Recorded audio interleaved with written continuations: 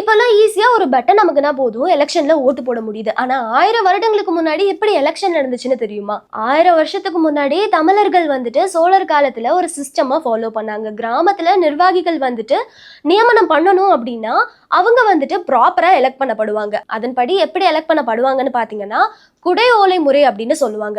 ஒரு குடத்தை வந்துட்டு பொதுவா வச்சிருவாங்க. அதுல யார் யாரெல்லாம் இந்த எலெக்ஷனுக்கு நிக்கணும்னு நினைக்கிறாங்களோ அவங்க எல்லாம் ஓலையில தன்னோட பெயர் எழுதி அந்த குடத்துக்குள்ள போட்டுருவாங்க.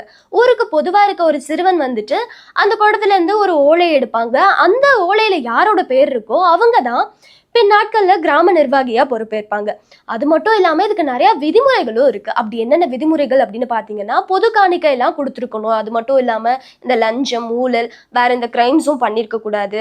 தான் வந்துட்டு எவ்வளவு சொத்து வச்சிருக்கோம் அப்படிங்கறத சப்மிட் பண்ணணும். மேலும் கல்வி அறிவு இருக்கணும், சொந்த வீடு இருக்கணும், சொந்த நிலம் இருக்கணும் அப்படின்னு சொல்லி பயங்கரமான விதிமுறைகள்லாம் வச்சிருந்தாங்க.